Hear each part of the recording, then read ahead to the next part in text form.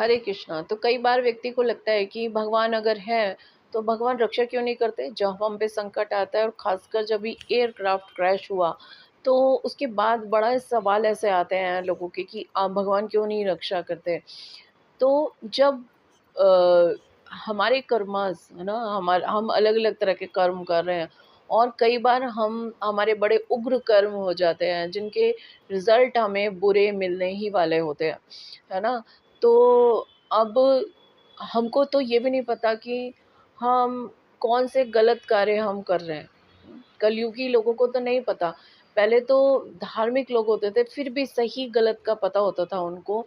ये कार्य हमारे लिए सही है, ये गलत है, ये धर्म के अनुरूप है, ये धर्म के विपरीत है। तो लोग जान ही जाते थे कि जैसे जीव हत्या नहीं करना, नॉनवेज नहीं खाना, शराब नहीं पीना, पर स्त्री पर पुरुष संग नहीं करना, ये व्यक्ति को पता ही होता था। लेकिन जैसे जैसे कलयुग का समय आगे बीतता जा रहा है तो बोलते हैं कलयुग का व्यक्ति मंद सुमंद मतयो, यानी कि मंद भाग्य और मंद बुद्धि है कलयुग के लोगों की।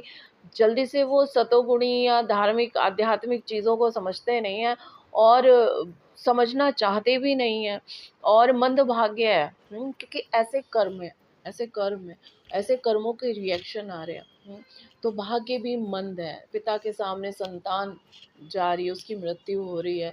तो जब सतयुग का समय था ऐसा नहीं होता था, लेकिन क्योंकि ऐसे कर्मास हो गए हमारे, इस तरह के चीज़ें हमने की कि उनके रिजल्ट हमें बुरे ही मिल रहे हैं। और जब हमारे पास बुरे रिजल्ट आते हैं तब हम बहुत परेशान हो जाते हैं, घबरा जाते हैं, समझ नहीं आता कि हमारे साथ बुरा क्यों हो रहा है।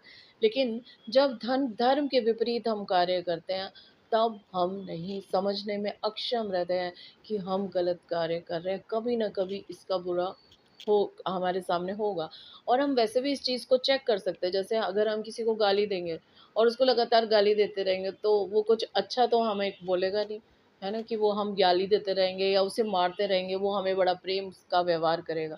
हम किसी के साथ पॉलिटिक्स करेंगे, और उसको नुकसान पहुंचाने की कोशिश करेंगे, तो वो भी कभी न कभी हमारा नुकसान करेगा। तो इस भौतिक जीवन के अंदर भी हम देखते हैं कि जो कुछ हम कर रहे हैं उसके बुरे परिणाम हमको भुगतने पड़ रहे हैं।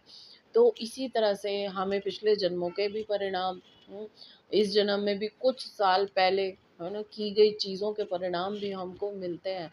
और मृत्यु तो इनएविटेबल है। हम सोचेंगे कि हाँ मृत्यु क्यों आई, तो मृत्यु के लिए आश्चर्य करना गलत है। मृत्यु तो इनएविटेबल है, वो तो आएगी ही आएगी, उसको कोई नहीं रोक सकता।